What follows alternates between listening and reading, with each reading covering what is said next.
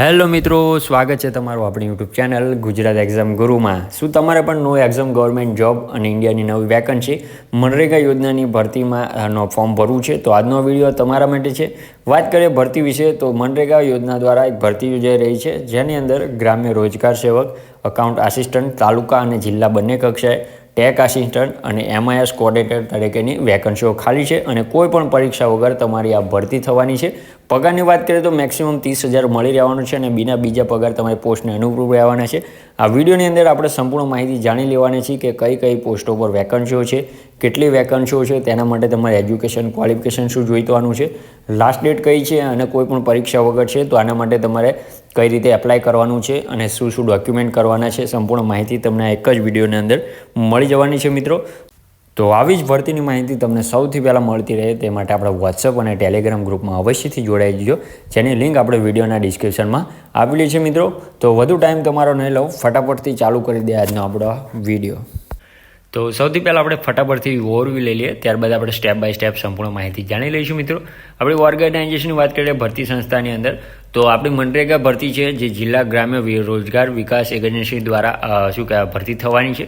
પોસ્ટની વાત કરીએ તો 5 થી 6 પોસ્ટ થંબનેલમાં પણ જણાવી છે અને આમાં પણ હું ડિટેલમાં જણાવી દઈશ કઈ પોસ્ટ માટે કેટલી વેકન્સીઓ છે. મોડ ઓફ એપ્લાયની વાત કરીએ મિત્રો તો ઓનલાઈન એપ્લાય કરવાનું છે અને બાય મેલ કરવાનું છે. કોઈ પણ જાતનું ફોર્મ પર નથી ભરવાનું કે નથી અરજી સ્થળે મોકલવાનું.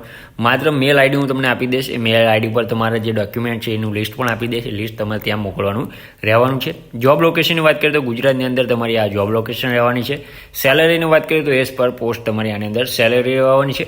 તો પહેલી આપણી જે પોસ્ટ છે તેની વાત કરીએ મિત્રો તો ગ્રામ્ય રોજગાર સેવક તરીકેની તમારી પોસ્ટ છે, જેની અંદર તમે એન્યુ ગ્રેજ્યુએશન એટલે કે BA, BCom, BSc કંઈ પણ કર્યું હોય તો પણ તમે એના માટે એલિજિબલ છો અને તમે એપ્લાય કરી શકો છો. સેલેરીની વાત કરીએ મિત્રો તો 16,000 તમારી આની અંદર સેલેરી આપવામાં આવશે સ્ટાર્ટિંગ. ત્યારબાદ બીજી આપણી પોસ્ટ છે અકાઉન્ટન્ટ આસિસ્ટન્ટ તરીકેની, જે તાલુકા કક્ષાએ રહેવાની છે. તો તેની અંદર તમારે BCom કરેલું હોવું ફરજિયાત રહેવાનું છે, પ્લસ તમારે 50% એટલે કે 50% ઉપર BComની અંદર માર્ક્સ જોઈ છે. ઓકે, તો તમે આની માટે એલિજિબલ છો. એની માટે તમને સેલેરીની વાત કરીએ તો 16,000 તમને આની અંદર સેલેરી મળી રહેવાની છે. ત્રીજી આપણી જે પોસ્ટ છે તેનું નામ છે ટેક આસિસ્ટન્ટ તરીકેની, જેની અંદર ડિપ્લોમા સિવિલની અંદર કરેલું હોવું જોઈએ છે. એની અંદર સેલેરીની વાત કરીએ મિત્રો તો 25,000 તમને આની અંદર સેલેરી મળી રહેવાની છે. ત્યારબાદ ચોથી આપણી પોસ્ટ છે અકાઉન્ટન્ટ આસિસ્ટન્ટ તરીકેની, જે જિલ્લા કક્ષાએ રહેવાની છે, જેની અંદર તમારે BCom કરેલું હોવું જોઈએ 50% સાથે પ્લસ 2 વર્ષનો એક્સપિરિયન્સ તમને આની અંદર હોવું ફરજિયાત છે. જેની અંદર સેલેરીની વાત કરીએ તો 20,000 તમને આની અંદર સેલેરી મળી રહેવાની છે મિત્રો.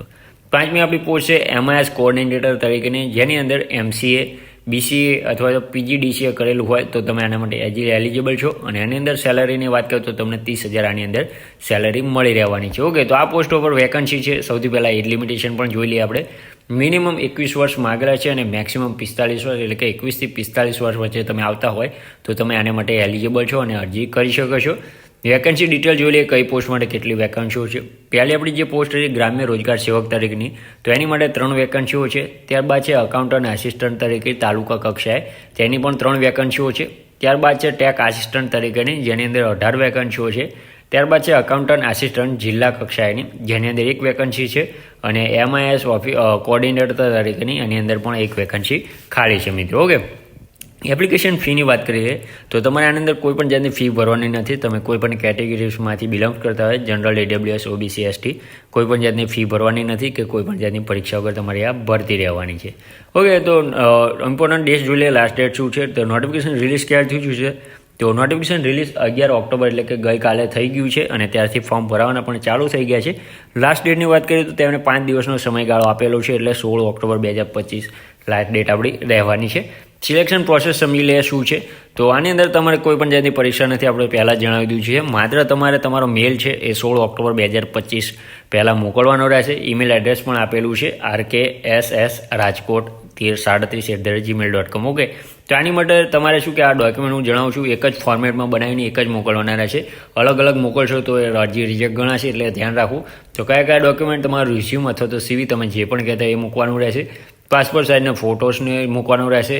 માર્કશીટની ઝેરોક્સ મૂકવાનું, ઓરિજિનલ તમે મેલ કરવાનું છે એટલે ઝેરોક્સ નહીં મૂકતા, કારણ કે શું કહેવાય માર્કશીટ તમારી 10માની 12માની અને જે પોસ્ટ માટે એપ્લાય કરતા હોય ત્યાંની સ્કૂલિંગ સર્ટિફિકેટ, આધાર કાર્ડ અથવા બર્થ સર્ટિફિકેટ બેમાંથી કોઈ પણ એક ચાલશે આઈડેન્ટિફિકેશન માટે, અને કાસ્ટ સર્ટિફિકેટ એટલે કે જાતિનો દાખલો જો તમારે લાગુ પડતો હોય તો એડિશનલમાં મૂકી શકો છો, બાકી કોઈ જરૂર છે નહીં મિત્રો. ઓકે, તો ખૂબ જ સારી ભરતી છે, વહેલી તકે એપ્લાય કરી દેજો. આવી જ ભરતીની માહિતી તમને સૌથી પહેલાં મળતી રહે તે માટે આપણે વોટ્સઅપ અને ટેલિગ્રામ ગ્રુપમાં અવશ્યથી જોડાઈ જજો, જેની લિંક આપણે વિડીયોના ડિસ્ક્રિપ્શનમાં આપેલી છે. તો મળીએ નવા વિડીયોમાં નવી ભરતી સાથે. ત્યાં સુધી જય હિન્દ, જય માતાજી.